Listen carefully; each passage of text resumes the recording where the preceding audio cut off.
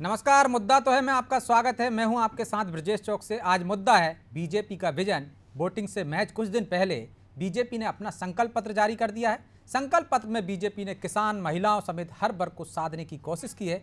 हालांकि बीजेपी के विजन पर अब सियासत भी शुरू हो गई है। कांग्रेस इसे अपने नजरिए से देख रही है। साथ ही इस संकल्प पत्र के जारी करने की टाइमिंग पर भी सवाल उठा रही है, जिस पर मुख्यमंत्री शिवराज सिंह चौहान ने पलटवार किया है। लेकिन अब सवाल यह है कि क्या बीजेपी का संकल्प पत्र उसकी जीत की गारंटी बनेगा? क्या कांग्रेस के वचन पत्र पर बीजेपी का संकल्प पत्र भारी पड़ेगा? आखिर अब की बार जनता किसके वादों पर यकीन करेगी? आज इन्हीं सवालों पर चर्चा करेंगे, लेकिन पहले देखिए ये रिपोर्ट।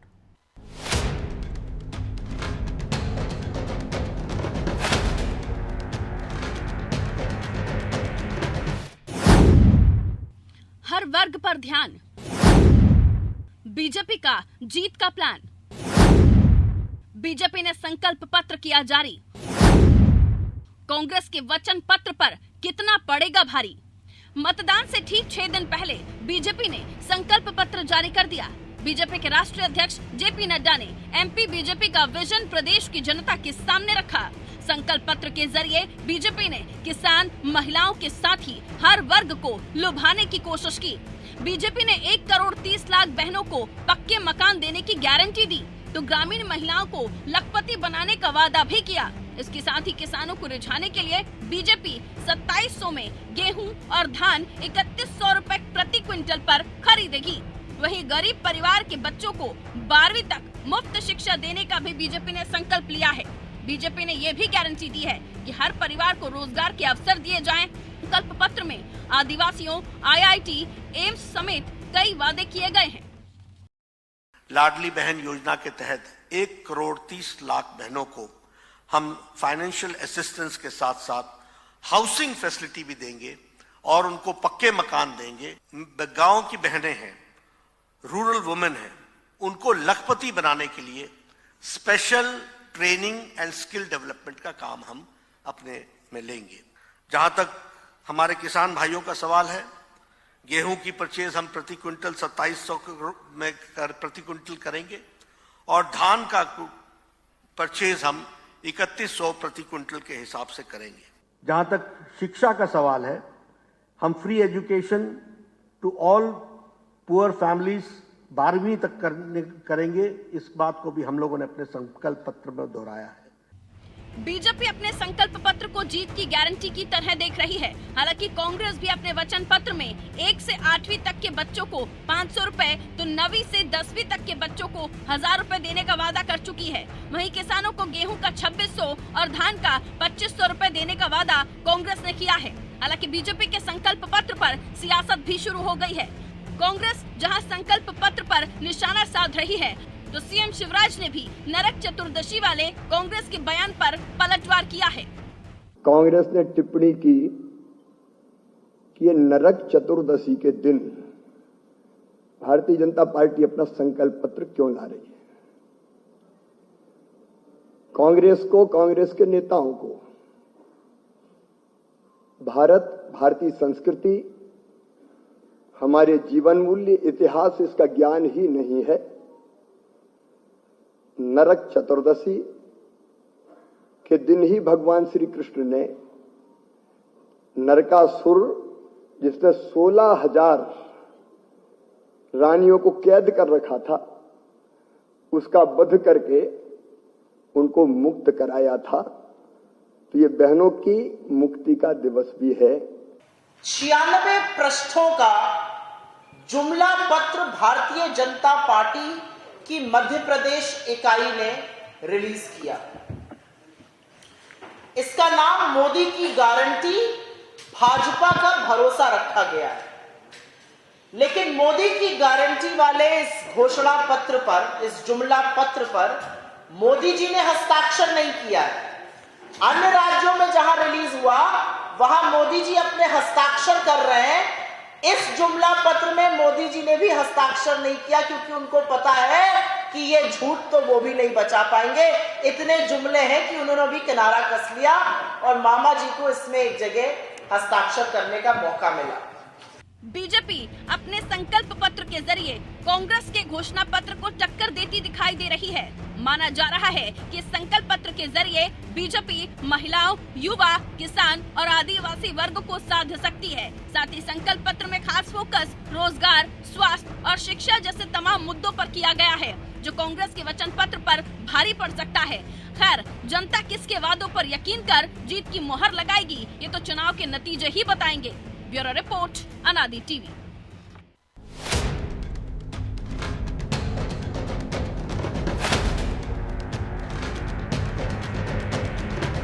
और चर्चा में हमारे साथ मौजूद हैं हृदेश किरार, कांग्रेस प्रवक्ता हैं, योगेश गुप्ता बीजेपी नेता हैं और देवदत्त दुबे वरिष्ठ पत्रकार। तीनों मेहमानों का बहुत बहुत स्वागत है। योगेश जी, शुरुआत आपसे ही करते हैं। बड़ी उम्मीद थी, बड़े देर से आप संकल्प पत्र लेकर आए, लग रहा था कि बड़ा धमाका करेंगे। जिस तरह की योजनाएं आप लेकर आए, लेकिन कुछ ऐसा खास निकला नहीं जो लोगों को प्रभावित कर पाए। जो योजनाएं थी वही आगे बढ़ाने की दिशा में काम करता दिखा आपका संकल्प पत्र, फिर इतनी देरी क्यों? देखिए ब्रजेश जी, देरी का सवाल नहीं है। मध्य प्रदेश में 18 साल से भारतीय जनता पार्टी की सरकार है और निरंतर जनहित कल्याणकारी, गरीब कल्याण की योजनाओं को लेकर मध्य प्रदेश में भारतीय जनता पार्टी कांग्रेस सरकार ने काम किया है। चाहे वो महिला वर्ग के उत्थान के लिए हो, चाहे किसान वर्ग के लिए उत्थान के लिए हो। संकल्प पत्र एक महज मध्य प्रदेश की जनता के समक्ष हमारे वायदों की पुनरावृत्ति है। हम जो मुख्य बिंदु हैं उन पर पहले ही काम करना शुरू कर चुके हैं, ताकि मध्य प्रदेश की जनता को यह भरोसा हो, यह विश्वास हो कि हम जो कहते हैं वो करते हैं। हमने लाडली बहना के उत्थान के लिए जो धनराशि का प्रावधान किया था वो उनके खाते में जा रही है। 1300 करोड़ रुपए लाडली बहनाओं के खाते में जा चुके हैं। 1250 रुपए प्रति माह के हिसाब से 1,30,00,000 बहनों के खातों में। 259 करोड़ रुपए उज्ज्वला योजना के अंतर्गत गैस सिलेंडर के बहनों के खाते में लगभग 44 लाख बहनों के खाते में जा चुके हैं। तो ये हमारे मुख्य बिंदु है। किसानों को उठाने के लिए विभिन्न प्रकार की कई योजनाएं संकल्प से की गई है। प्रधानमंत्री सम्मान निधि के अलावा, मुख्यमंत्री सम्मान निधि के अलावा प्रति हेक्टर 1,000 रुपए प्रति हेक्टर का मुआवजा राशि का भी प्रावधान किया गया है, ताकि हमारा किसान किसी भी आपदा से उसको सुरक्षित रखा जा सके। उसके उत्थान के लिए महिला वर्ग के लिए, छात्रों छात्राओं के लिए KG 1 से लेकर PG तक की शिक्षा निःशुल्क की गई। लेकिन कांग्रेस आपके संकल्प पत्र पर, राज्य की सरकार काम कर रही है। संकल्प पत्र पर कांग्रेस सवाल उठा रही, टाइमिंग कर खासकर कह रही है, जिस तरह से आपने अपनी पहली सूची जारी की थी, दूसरी सूची जारी की थी श्राद्ध पक्ष में, और अब नरक चौदस को आप अपना संकल्प पत्र लेकर आ रहे हैं। आप तो सनातन की राह पर चलने वाले लोग थे ना जी।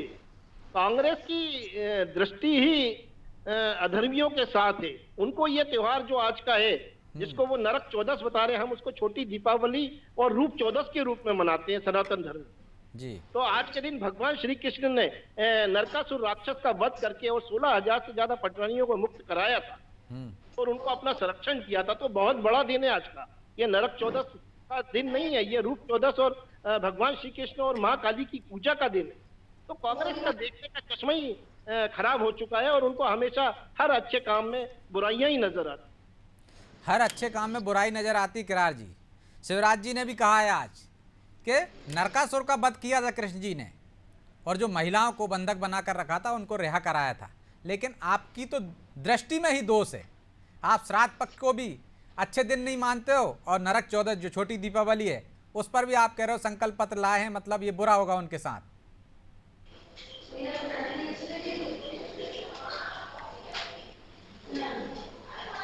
जी, आपकी आवाज नहीं आ रही है, शायद आपकी तरफ से म्यूट है, देखिए। जी बोलिए।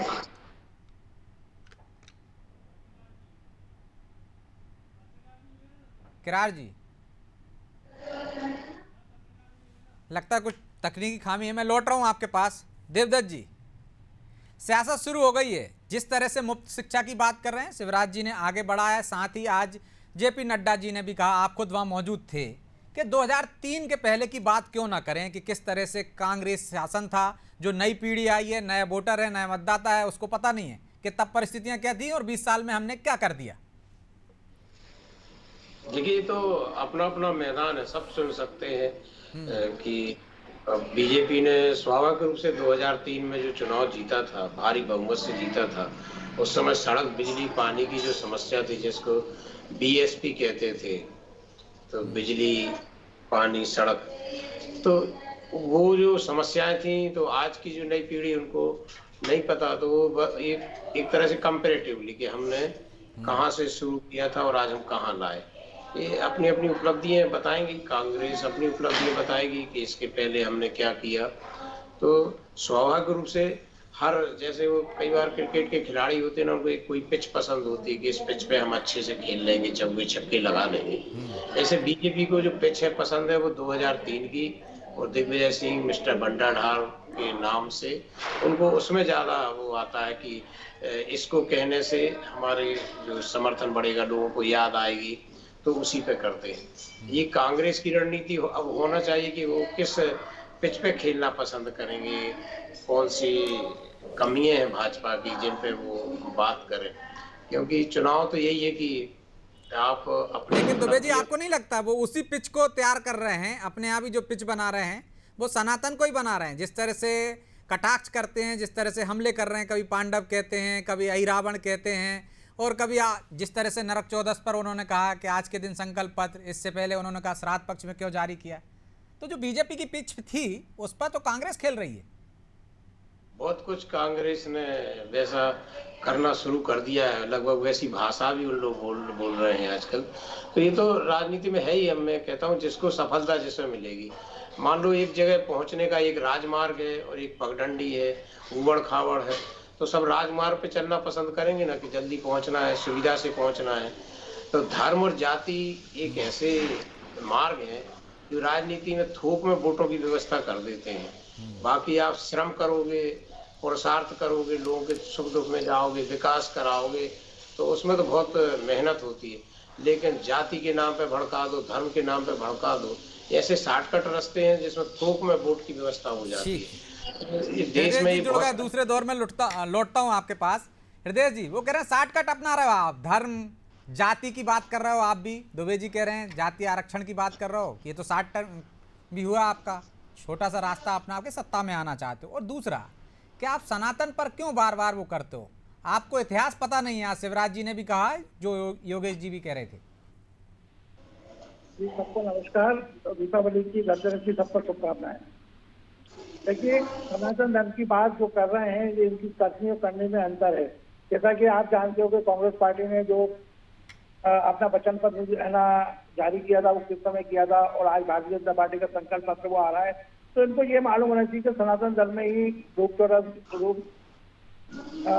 है, और क्या कहते हैं, नरक छोटी दीपावली बनाई जाती है। तो इसलिए इनको समझना चाहिए कि सनातन धर्म का ये कोई कांग्रेस और बीजेपी का बनाया हुआ नहीं है।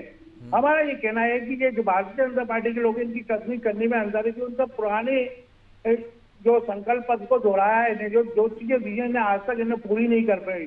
हमारे कमलनाथ जी का साफ साफ कहना है कि जिस ढंग से मैं लाडली बहनों को संकल्प उसमें धोखे में रखा था, 3,000 रुपए का जो किया था वो संकल्प पत्र में नहीं है। किसानों का कर्जा माफ का भी जो उन्होंने किया था वो आज भी नहीं है। 100 रुपए में 100 यूनिट, 200 रुपए बिजली हाफ, ओल्ड पेंशन व्यवस्था, इनके इसमें कुछ भी नहीं है। इनके कहना करने में बहुत अंतर है। संकल्प पत्र कुछ नहीं है, जो इनने पुराने वादे थे वो आज तक पूरे नहीं किए, वो उठा के इन्हें कर दिया गया है। और सनातन धर्म की बात करें तो कांग्रेस पार्टी शुरू से ही भगवान राम ने आज तक करती है, सनातन धर्म ने आज तक करती है। तो भारतीय जनता पार्टी जब भी चुनाव होते हैं तो सनातन धर्म और हिंदू मुस्लिम पे आ जाती है। इनका धर्म डिवाइड एंड रूल का नारा है। इसके अलावा भारतीय जनता पार्टी का कुछ भी नहीं है। पब्लिक जनता समझ चुकी है कि इनके झूठे वादों का आप चलने वाला नहीं है। बदलाव का समय है। कमलनाथ जी आ रहे हैं, 2023 में सरकार बना रहे हैं। और जिस तक आज दीपावली के इस पावन पर्व पे मैं फिर कहना चाहता हूँ कि भारतीय जनता पार्टी जब भी चुनाव होता है, पावन पर्व है, दूसरी तरफ कह रहे हो कि गलत दिन धर्म के साथ है, धर्म को लेकर चल दीजिए और भगवान राम ने आस्था कर दी है। किरार जी, एक तरफ आप कह रहे हो पावन पर्व है, दूसरी तरफ कह रहे हो गलत दिन, संकल्प पत्र जारी कर दिया। और आपका घोषणा पत्र थोड़ी नहीं वो जारी करेंगे, उन्होंने बाकायदा कहा उसमें लाडली बहनों की मासिक आर्थिक सहायता मिलेगी, उनको लखपति बनाएंगे। 3,000 रुपए का कहाँ है संकल्प पत्र में? वो तो कह रहे हैं हम तो लखपति बना रहे हैं। 450 रुपए जो उन्हें गैर संख्या का कहा था वो कहाँ है? अभी तक पूरे किया क्या हमने?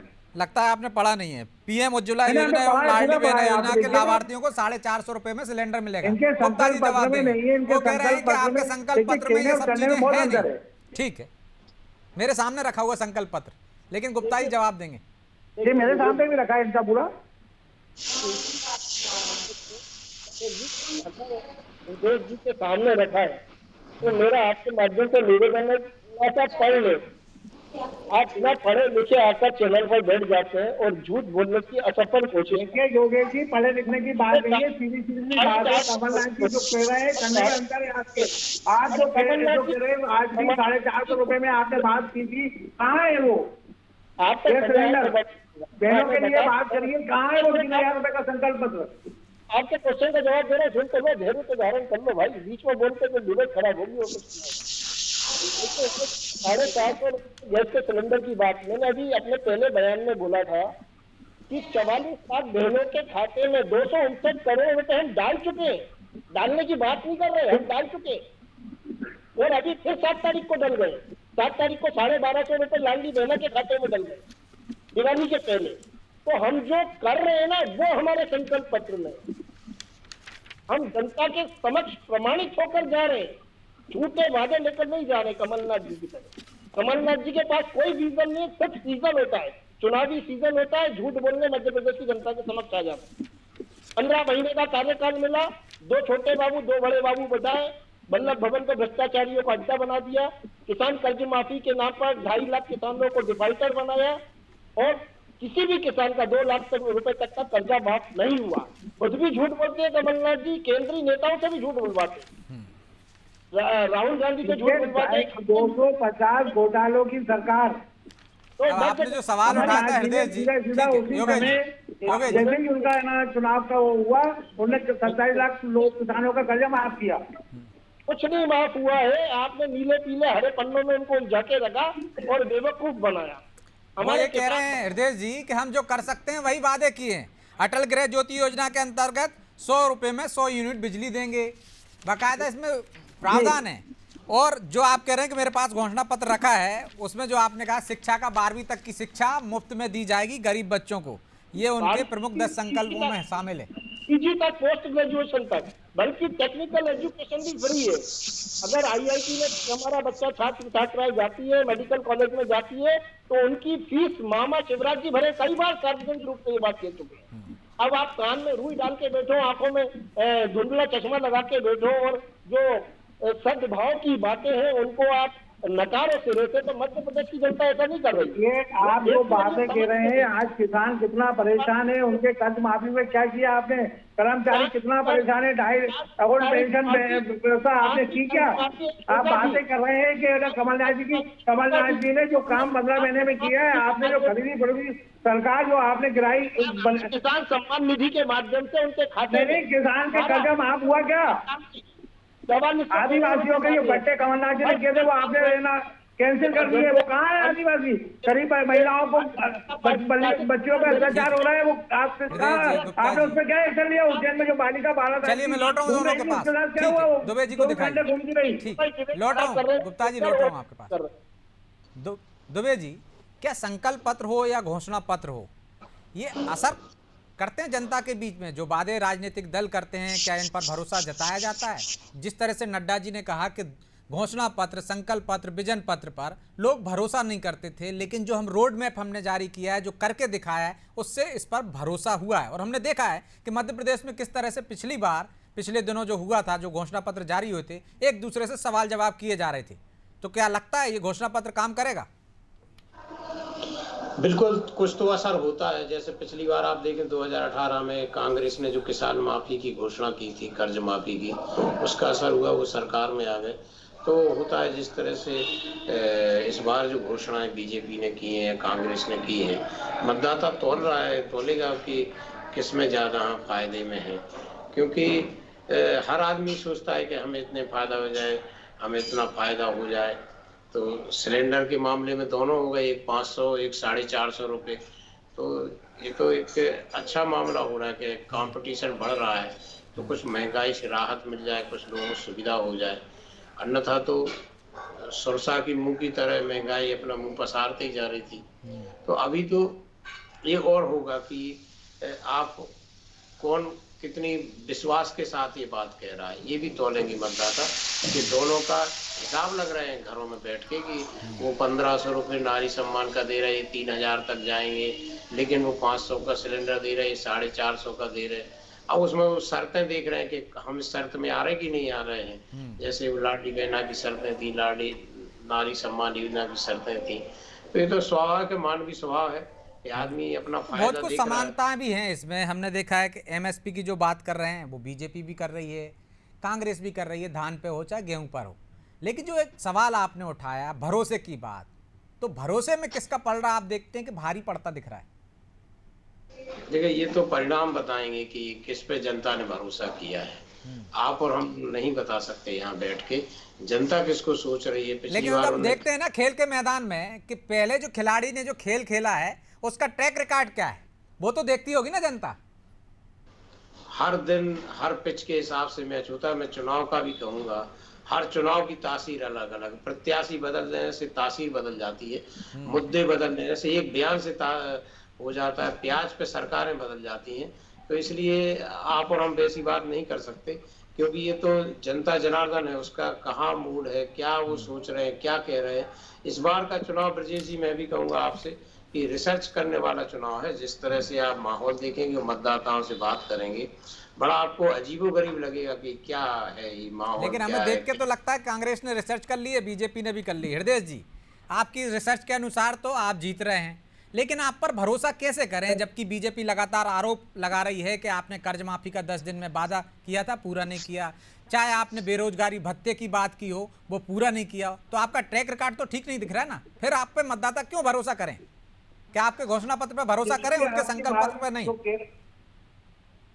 देखिए क्या है कि जैसा आपको पता है, जैसे हमारी सरकार आई, कमलनाथ जी ने तुरंत वोट लेने के बाद सीधा बल्लभगंज जाके सबसे पहले किसानों का कर्जा माफ किया था। ये तो सबको पता है।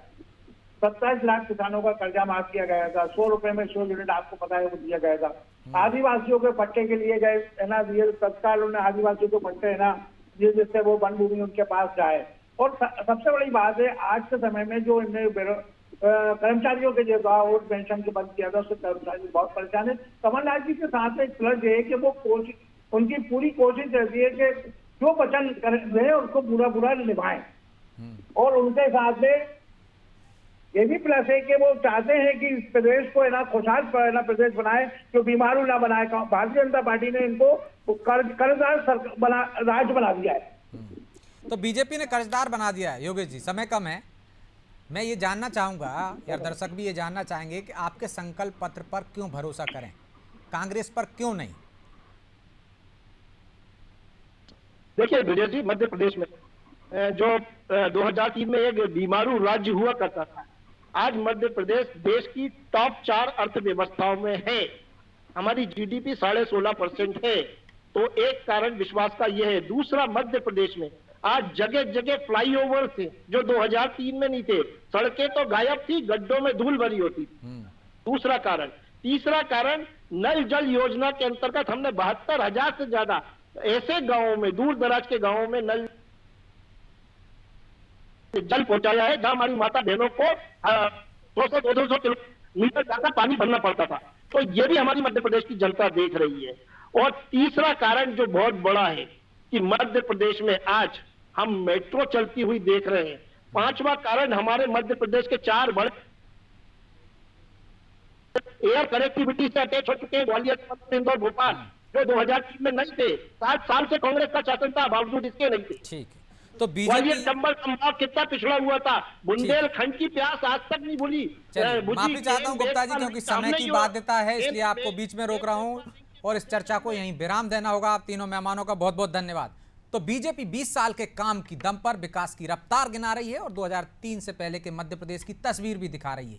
उस वादे के साथ आगे बढ़ रही है और संकल्प पत्र की बात कर रही है। जनता क्यों उस पर भरोसा करे, इस पर उनका दावा है कि हमने जो 20 साल में करके दिखाया, जो रोड मैप तैयार किया था, उस पर काम किया, इसलिए जनता हम पर भरोसा करे। और कांग्रेस का दावा है कि हमने कर्ज माफी की थी, 100 रुपये में 100 यूनिट बिजली मुफ्त दी थी, इसलिए जनता हम पर भरोसा करेगी, बीजेपी पर नहीं। अब मतदाता किस पर भरोसा करते हैं, ये तो 23 के दिसंबर में, 3 दिसंबर को परिणाम जब आएंगे तब पता चलेगा। तब तक इंतजार कीजिए। बहरहाल मुद्दा तो है। मैं इतना ही, मुझे दीजिए इजाजत और आप देखते रहिए अनादि टीवी। नमस्कार।